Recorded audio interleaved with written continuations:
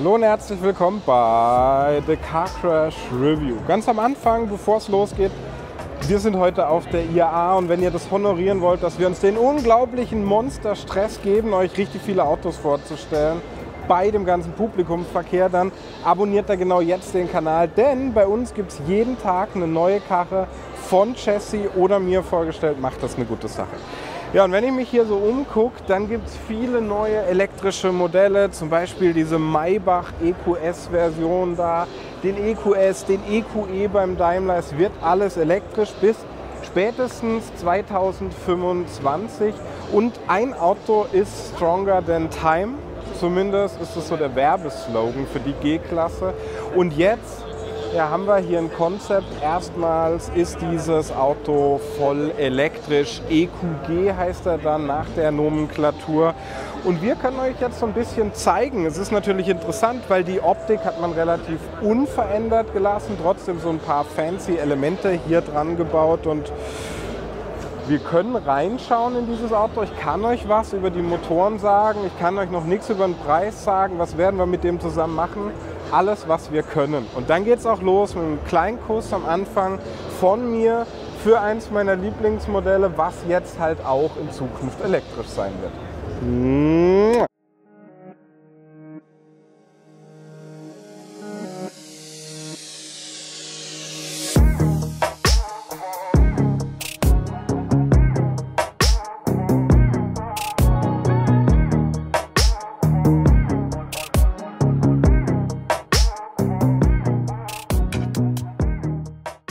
Ja, und ganz am Anfang, bevor es losgeht, spreche ich natürlich über unseren Kooperationspartner. Das ist GoLeasy. Was machen die Jungs? Die vergleichen für euch unter den etablierten Leasing-Anbietern und suchen den garantiert besten Leasingpreis raus. Schaut da gern vorbei, ist eine gute Sache. Den haben sie ganz bestimmt noch nicht im Leasing, auch wenn es aktuell bis zu 10.000 € Förderung für ein voll elektrisches Modell gibt und ihr zahlt nur 0,25% Dienstwagensteuer.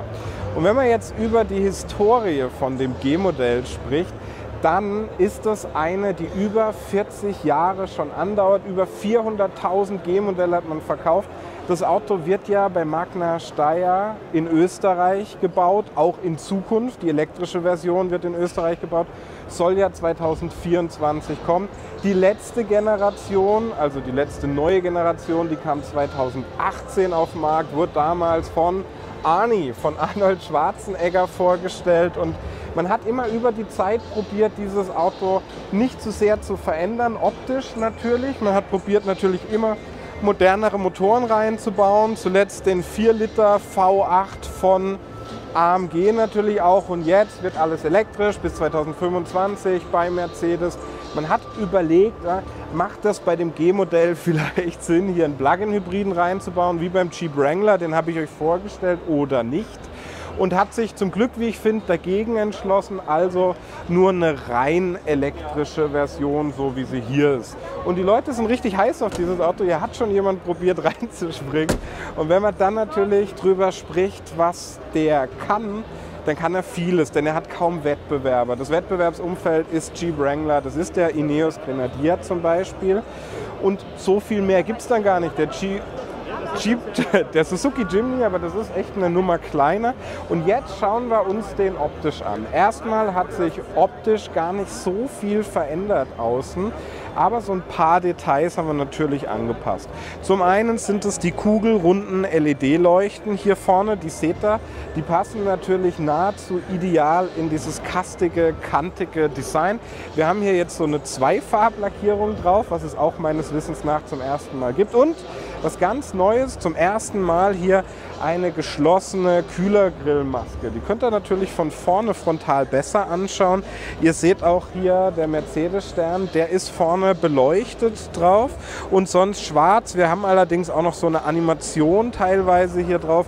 Die Blinker sind immer noch da und ich habe mit Mercedes gesprochen und die haben gesagt, ey, wir haben ein Ziel gehabt bei diesem Auto und zwar wollten wir nicht zu viel optisch verändern, es trotzdem in die Moderne bringen. Den Stoßfänger hier vorne haben wir immer noch da, ihr könnt auch mal drunter schauen, das ist interessant.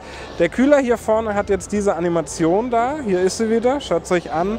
Schöne Kasten in Blau, also die EQ Farbe hier drauf, immer noch weiter hier der Mercedes-Stern Und ansonsten, wenn wir jetzt ins Profil reingehen, kann ich euch was über die Technik erzählen. Das interessiert, glaube ich, die meisten von euch.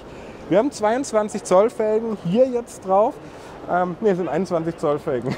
Der Pressemappe stand 22 Zoll Felgen. Sind 21 Zoll Felgen aerodynamisch optimiert. Wir haben schon so eine ähnliche Felge bei der Maybach S-Klasse gehabt. Die ist geschlossen, die ist sehr interessant. Hier auch diese Felge sieht aus, oder der Reifen sieht aus, als hätte er wenig Rollwiderstand, was auch gut ist. Man hat sich bei Mercedes überlegt, bauen wir ein Auto, was eine ganz neue Karosserie hat, was vielleicht CW-Wert optimiert ist, oder lassen wir die alte Karosserie. Zum Glück hat man die alte Karosserie gelassen. Hat hier so einen Leuchtstreifen, und wenn ihr mal schaut, im Spiegel hier drin haben wir auch so einen Punkt drin. Aber ich habe es euch ja versprochen, wir sprechen jetzt hier übers Fahrwerk. Und wir haben weiter eine Leiterrahmenstruktur, der wird wohl ein bisschen angepasst sein, und in diesem Leiterrahmen wird der Akku drin wohnen. Das ist sehr sinnvoll, das Auto ist sehr groß und da kriegt man unten den Akku sehr gut rein. Wenn man dann natürlich über die Achsen spricht, haben wir hinten immer noch eine Starrachse, aber vorne haben wir eine Einzelradaufhängung, und eigentlich fast noch interessanter ist, dass wir ein Zweiganggetriebe hier drin haben. Warum ist dieses Zweiganggetriebe interessant? Natürlich haben wir den normalen Antrieb hier drin, aber durch Zweiganggetriebe können wir so eine kurze Low-Range-Geländeuntersetzung natürlich hier drin haben, was ich ganz spannend finde. Und dann war eine Sache bei den Motoren. Vorher hat man natürlich das Übliche gemacht, ne? Einen permanenten Allrad, aber jetzt gibt es keine...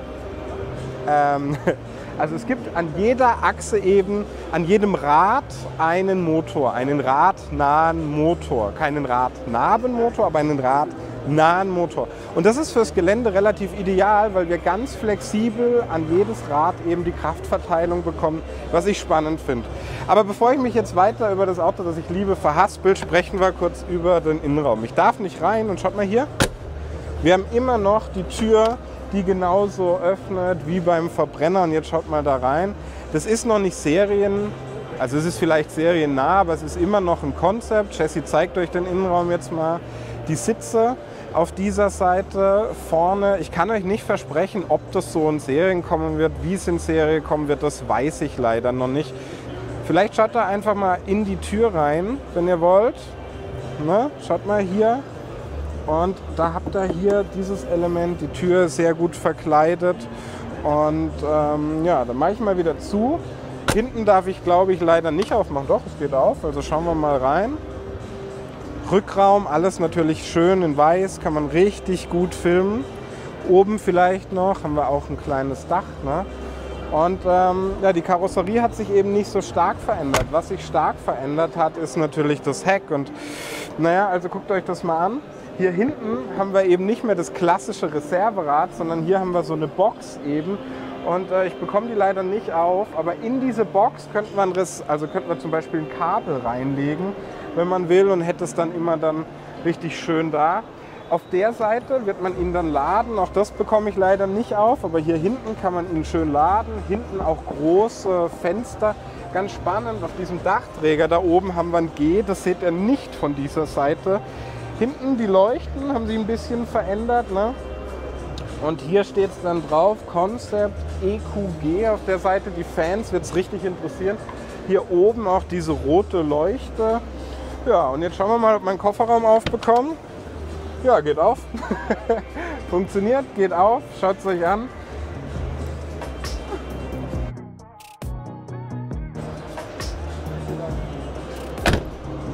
Okay, also von hinten haben wir den jetzt gesehen. Ich kann euch leider nicht sagen, wie groß der Akku wird. Ich kann euch nicht sagen, wie stark die Motoren sind.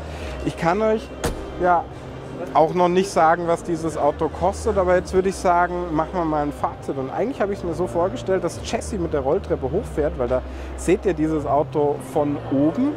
Und da seht ihr auch dieses G oben, die Leuchte vorne habt ihr gesehen. Was sehr spannend sein wird, ist halt auf jeden Fall, was das G-Modell dann am Ende vom Tag kostet. Und schreibt mir vielleicht gerne mal in die Kommentare, ob das euer Ding wäre, so ein voll elektrisches G-Modell, ob ihr euch vorstellen kann, dass der im Gelände gut funktioniert. Mercedes verspricht, dass der im Gelände nicht schlechter sein soll als ja, die reine Verbrennerversion, vielleicht sogar besser. Das Auto wird wahrscheinlich ein bisschen schwerer sein.